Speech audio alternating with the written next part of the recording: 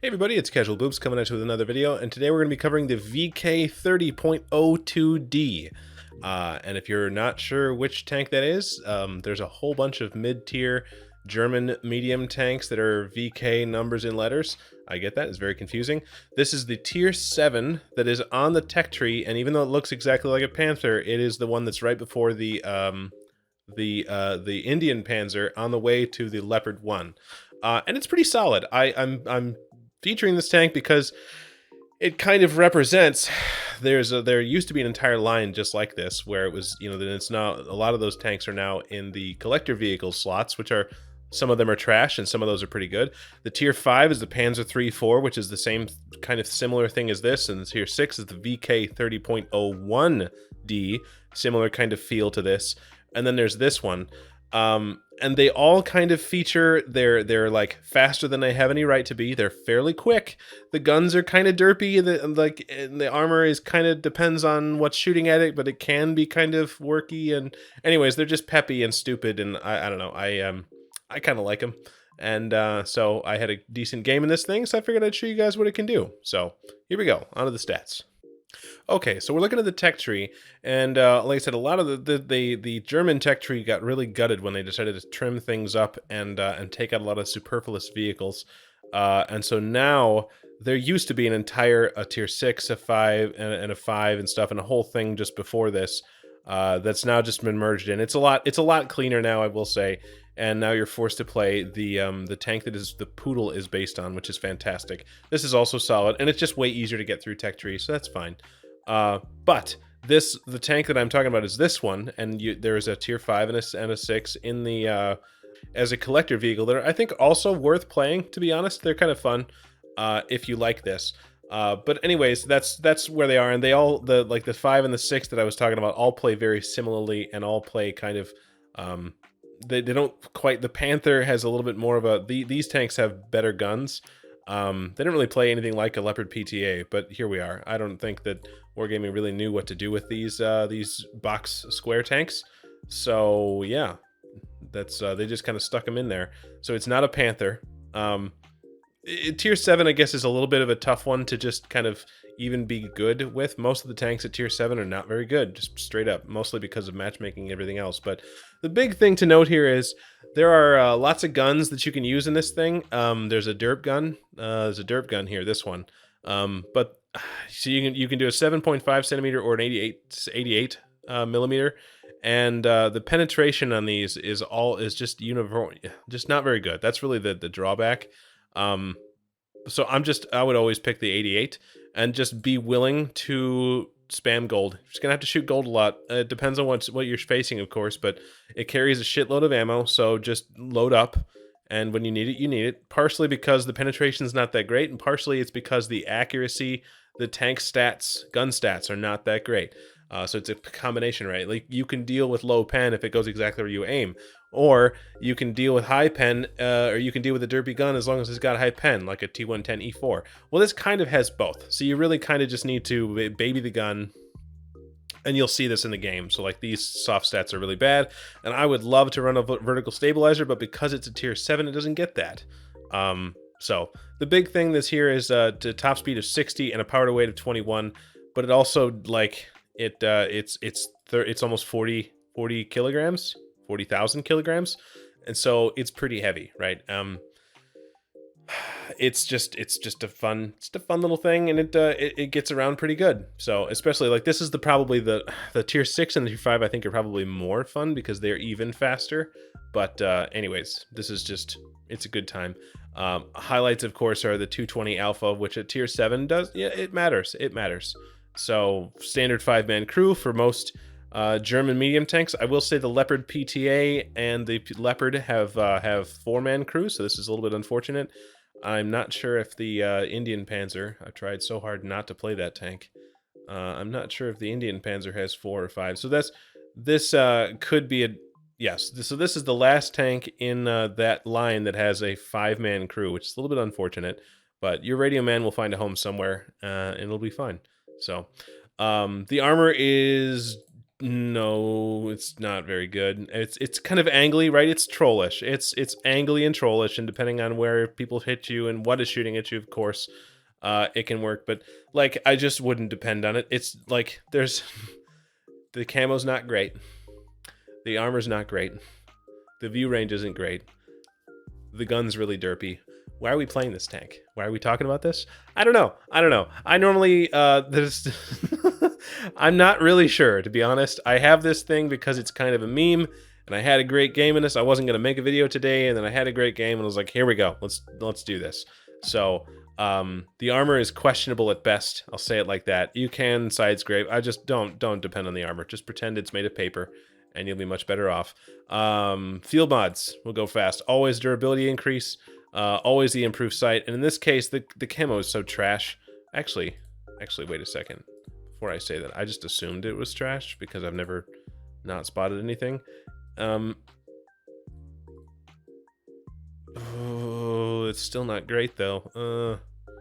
The reverse speed's already 20. I wouldn't take either one of these, right? Because you do want as much camo as you can get almost always, and this is like not great, but it's at least like you won't be spotted instantaneously. You can at least kind of use bushes and stuff. So to lose that just to go from 20 to 22 is not worth, I don't think. And 20 is already excellent. It's not like you're hurting for reverse speed, so I wouldn't pick either one of these. Equipment, like it's tier 7, so it doesn't get a lot of good equipment. So what I personally run is this, and I'm not saying that's the way. I'm not saying, if it were up to me, it would have a vertical stabilizer, to be honest, or like 2 vertical stabilizers, or this with purple things. Like, I don't know. There's not like, I was trying to make the gun behave, and it's against my religion to run a GLD, so I don't do that. So this is really what I was left with, and you'll see that it's meh. It's okay, but you do hit harder than most things expect you to hit at tier 7. So yeah, without further ado, we'll get into the gameplay. Alright, so we're going to be watching me playing my VK 30.002D on Tundra. There's tier 8s in the game, there's tier 7s of course, and there's also tier 6s, there's 2 artillery. So we're mid-tier, right? And yeah, I'll be honest, you have to just forgive me for a couple things. I shoot a lot of premium in this round because I was playing a little bit aggressive because I was trying to get a mission done. Just trying to get a mission done and be finished for the day. So, you know, I just don't have any fucks to give. If that bothers you, I'm sorry. We'll see you next time, maybe. But, yeah, this is one of those tanks where if you want to do anywhere close to decent, you need to be not afraid to shoot premium from time to time. And that KV-2 is very lucky. He deflected it with his mind bullets, or whatever. But yeah, you can see I'm not sure how I'm not spotted. That 1357 should be spotting me, but you notice the gun, right? The gun has definitely let me down a few times. We weren't able to spot that EBR on the way up, which is not surprising because our view range isn't that great. You could probably run optics because 380 base view range is not great. But I felt that the gun needed all the help that it could possibly get.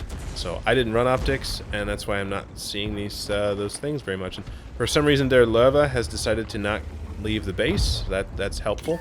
And oh my God, this is the third shot. You just have to send it and hope that it's going to go where you want. And I didn't want to push into this crossfire, but now that I've got this TNH to help, I'm just going to tag him once on the way through, and I was here again. This probably was the more aggressive way to go. I probably shouldn't have just run into this LT 432, but I was here for a mission. I was just like, whatever, fine, don't care. And notice the speed and the weight. I was able to push that guy out, and LT 432s are not the lightest thing in the world, so it kind of stands as a testament to why you should never auto aim, which is what I just did there. And again, I'll cop to the fact that I was kind of lazy here, and there's this VK that's caught out. So what you're about to see is not, I mean, there's the gun striking again. It's not awesome. But I was just like, all right, we're just going to do this. I'm just going to run in here, and I just think I needed just a few shots of damage and stuff. So this is not the best play, and that probably should have resulted in my death, but it didn't. So here we are. I'm going to wait. And that went exactly where we thought it did, where we wanted it to, and the Hellcat was at 407, and he's now at 201, so that definitely hit. So awesome. Get outplayed. And we're going to post up here and pre-aim. There he is again. Bam. See, if you just believe, it will reward you. The gun will reward you. It looks like the Scorpion wants to do a thing, so we'll give him one too. He was last spotted at 825, so we'll see what he turns up as. And I'm kind of in the thick of things a little bit here, and this Panther doesn't seem to give any fucks. So we're just gonna pump rounds into his ass until he decides to tell us not to. And there is a T-150 to my front, but I'm just farming the damage, and that ricocheted because I'm a bad player. It's unfortunate, but because I'm apparently better than I thought, that one, I don't know, it all balances out. I didn't deserve to hit the last one, and that Panther's brain just started melting, so he just ran into the enemy team, or into our team. And now I was about to like go up and try to figure out how to deal with that Lova, but then this 1357 decided to overextend. So I was like, okay, sure, I have 200 hit points, which is not a lot. It's a one-shot for most things, but this guy seems distracted. So, there we go. He's a one-shot and he was distracted, so that's perfect. And now we're just going to wait and just sit here because we haven't... That Nashorn has just decided to W key. We've decided to retake the hill, which is good. See that EBR is stuck. He came off the hill kind of in a bad way, and he is still here. Looks like he's trying to do something, so we'll just give him one. And by the way, I didn't pay attention to the Scorpion. I'm pretty sure we hit the Scorpion. He's dead now, but now we've basically taken the hill, and we haven't won the 1-2 line, but we have definitely got it held pretty solidly, and I'm still here kind of in the thick of things, in the middle.